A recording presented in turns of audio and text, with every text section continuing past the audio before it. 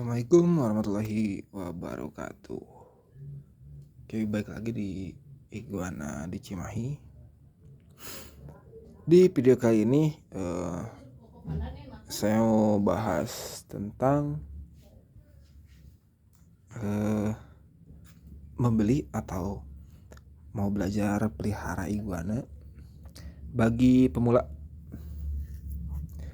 Jadi ada beberapa poin yang harus kita ketahui dulu sebelum kita langsung pengen pelihara iguana gitu ya.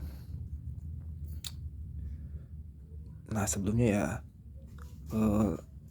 lebih baiknya kita pelajari dulu aja bagaimana cara perawatannya, terus desain kandangnya kayak gimana, dan juga pakannya itu apa aja. Dan yang pertama di sini saya bakal kasih tahu atau saya kasih beberapa tips cara memelihara, cara membeli iguana khususnya untuk pemula. Nah yang pertama kita lihat dari matanya. Nah dia sayu apa enggak, terus gelap apa enggak. Kalau misalkan iguana yang sehat itu iguana yang matanya tuh kebuka semua, jadi nggak nutup ataupun nggak layu ya. Nah dari matanya juga cerah,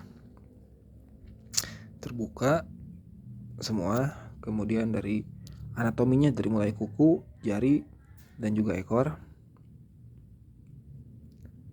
Carilah iguana yang ekornya lancip kayak gini, jadi nggak tumpul ya, atau enggak tail tip. Yang dimaksud dengan tail tip itu juga si ekornya tumpul gitu, jadi nggak lancip kayak gini. Yang pertama itu kita cek dulu anatominya. Kemudian kita lihat dulu juga terus si mulutnya. Takutnya ada yang sariawan gitu ya, karena ini kan kandang koloni gitu, jadi agak ngejeduk-jeduk sana sini sih, pengen keluar berontak. Nah dari yang pertama pemilihan dari iguana sendiri itu dari mulai anatomi, terus matanya juga, terus sama bagian mulutnya juga. Kalau bisa jangan ada yang jangan lagi yang sariawan gitu ya, soalnya kalau misalkan sariawan agak susah. Dan dilihat juga dari pangkal ekornya yang ini. Kalau misalkan si pangkal ekornya kering, nah itu mungkin iguana lagi dehidrasi atau kekurangan cairan. Nah jadi buat teman-teman yang pengen baru melihara iguana, spesifikasinya lihat dari beberapa aspek yang tadi. Terus dari spike-nya juga jadi nilai plus ya, dari spike. Terus dari bodinya, ini bodinya kan agak semok gitu ya. Nah berarti menandakan si iguana itu sehat kayak gitu. Terus kalau misalkan memang kita baru belajar atau baru pengen pelihara iguana, kita usahain tanya-tanya gitu kan ke sellernya, dari mulai jenisnya lah, terus dari mulai pakannya kayak gimana, lincah kah atau agresif kah gitu kan, dari mulai karakternya. Tapi kebanyakan kalau misalkan dari karakter sebenarnya has baby ya, jadi agak jampi, belum jinak seluruhnya. Terkecuali kalau misalkan memang kita selalu di handle. Jadi kayak gini nih, kayak iguana di sini ada sih yang belecetan, masih ada yang berontak juga, tapi kebanyakan pada lemot ya. Maksudnya lemot tuh jadi nggak terlalu ngacir lah.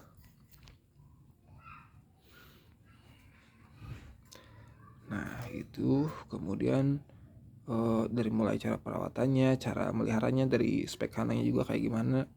Alangkah baiknya kita sebagai buyer atau pembeli wajib mesti tanya-tanya dulu sama si penjualnya atau si sellernya. Jadi kayak gitu.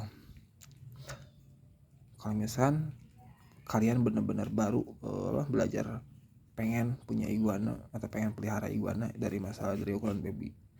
Nah yang keduanya carilah ukuran yang udah baby up ya. Maksudnya baby up tuh dari ukuran 40 sampai ke 50-an lah.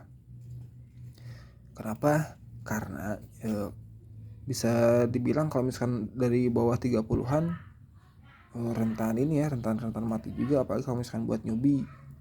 Jadi di ukuran yang aman kalau misalkan buat pemula tuh ukurannya dari 40 sampai 50 sentian. Kayak gitu, itu udah aman banget. Dimainin anak kecil juga nggak jadi masalah kalau misalkan buat ukuran segitu. Dan yang ketiganya, kalau misalkan kita udah beli, kita harus persiapin dulu kandang. Jadi kandang ukurannya 3 kali lipat dari ukuran besar si iguananya ya. Jadi kalau misalkan si iguananya lebih besar lagi, berarti kandangnya juga harus 3 kali lipat daripada ukuran si iguananya. Kenapa? Yang pertama biar dia nggak stres, yang keduanya biar dia ada ruang gerak, yang ketiganya biar dia tidak terlalu monoton diam di situ terus jadi ada pergerakan juga, melatih otot kakinya, kemudian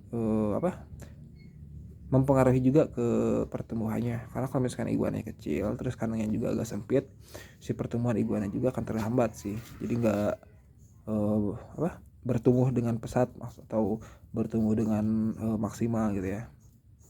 Jadi kayak gitu sebelum kita mau beli iguana. Terus iguana juga kalau misalkan yang baby, usahain kalau misalkan mau dikasih pakan itu tuh harus kecil-kecil ya, diiris-iris biar nggak keselak, biar nggak kesenat juga. Jadi kita potong tipis-tipis ya, entah itu kangkung, sosin, toge, wortel ataupun pepaya dan lain-lain. Jadi disesuaiin lah ukuran pakan sama ukuran mulutnya juga kayak gitu. Nah kemudian kalau misalkan musim hujan gitu ya, ataupun nggak ada matahari, syukur-syukur kita udah stay dulu beli perlengkapannya kayak lampu buat reptil heating kayak gitu, yang 25 watt aja sih nggak jadi masalah, asal jarak dari tubuh iguana ke sorotan lampu jaraknya 30 sentian. Jadi biar nggak terlalu overheat, biar nggak terlalu kepanasan juga, biar si tubuh iguana juga nggak terlalu kepanasan sama nantinya bakal jadi luka bakar kayak gitu. Terus kalau misalkan di nggak pakai lampu juga nggak jadi masalah sih, asal rutin aja kalau misalkan pagi dijemur dan sore juga dijemur kayak gitu. Kemudian kalau misalkan penjemuran, biasanya kalau misalkan di sini sih kita sambil rendam juga ya. Kita rendam di air bersih aja, di air biasa aja sih. Sembari dijemur juga biar dia nggak dehidrasi, terus biar nggak kekurangan cairan juga. Nah, kayak gitu. Terus kalau bisa dibersihin juga dari kulitnya ya, atau ada kotoran yang nempel, nah kita sikat halus aja. Soalnya kalau misalkan lama-kelamaan nggak dibersihin, takutnya bakal jadi jamur dan malah jadi dampak buruk ya buat si iguananya. Yang pertama pasti sariawan, terus karena takutnya kemakan juga gitu kan, ada bakteri, jadi mengganggu pencernaan si iguana itu sendiri kayak gitu. Terus kalau misalkan pas pertama beli, kita jangan dulu di mainin ya. Kalau bisa sih kita simpan dulu aja di kandang sehari atau 2 hari atau sampai 3 hari, maksimal seminggu lah. Tujuannya biar si iguana mengenali dulu area barunya atau lingkungan barunya, dan juga mengenal juga teritorinya dia. Terus kalau misalkan kita samperin juga, dianya nggak deaf atau nggak berontak gitu, jadi dianya udah kenal sama kita lah, sama ownernya kayak gitu. Nah untuk masalah kandang di setupnya, kalau misalkan kita mau kasih lampu boleh aja, tapi kita juga harus sediain juga minumnya ataupun air di dalam kandangnya, biar tetap menjaga kelembapannya sih kayak gitu. Jadi biar iguana juga nggak kekeringan. Terus kalau misalkan yang belum pernah tahu atau belum pernah lihat iguana minum, sebenarnya iguana minum cuman nggak terlalu nggak terlalu banyak lah, dan jarang juga gitu. Jadi kalau misalkan ini ya wajib aja diisi tempat minumnya gitu kan di kandang. Terus kalau misalkan tempat minum juga syukur-syukur harus bersih ya, sehari atau 2 hari gantilah kayak gitu. Terus dari pakannya juga jangan terlalu berlebihan karena takutnya bisa ngotorin si kandang itu. Terus nantinya juga nempel juga ke tubuhnya, kasihan. Jadi kayak gitu.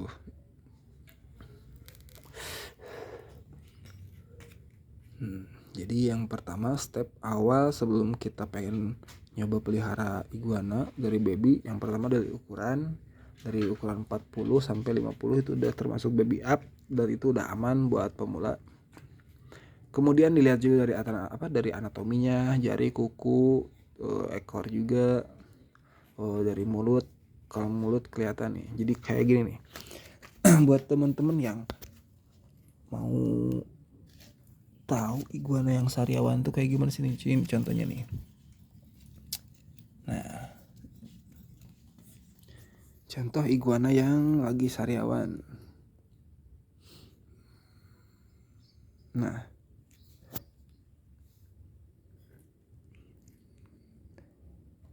jadi di depan mulutnya itu karena emang sering nyundul kandang, jadinya tuh jadi luka.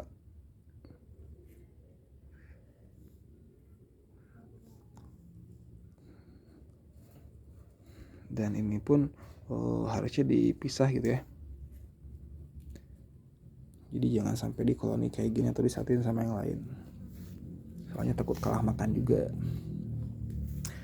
Nah, untuk ukuran segini, kenapa saya kasih banyak iguana? Karena memang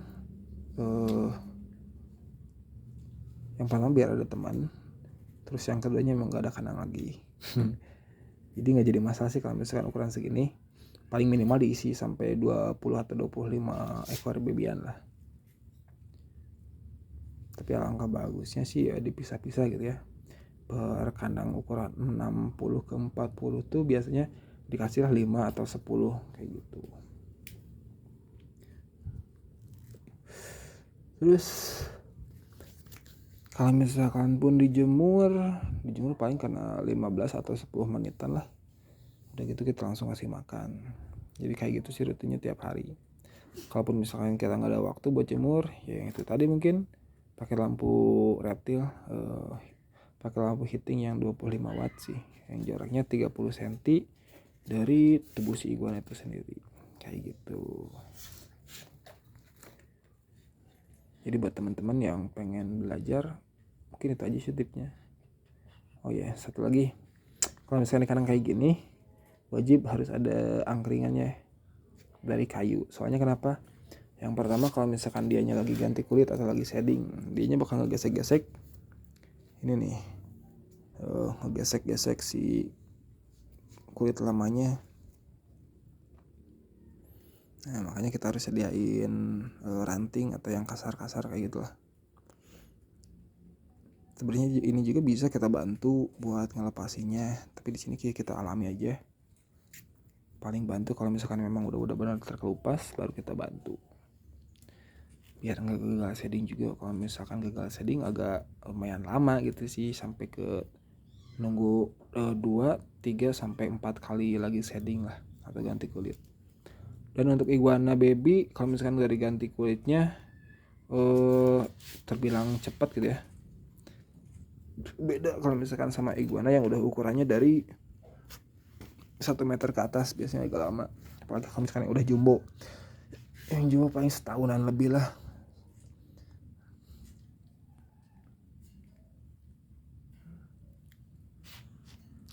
Jadi kayak gitu aja teman-teman, semoga bermanfaat. Kalau misalkan kurang jelas boleh DM ataupun komen aja. Oke, kayak gitu doang paling. Next kita bakal upload lagi sesuai dengan pertanyaan di DM ya. Thank you. Salam satu hobi, salam lestari, salam angguk iguana di Cimahi. Thank you.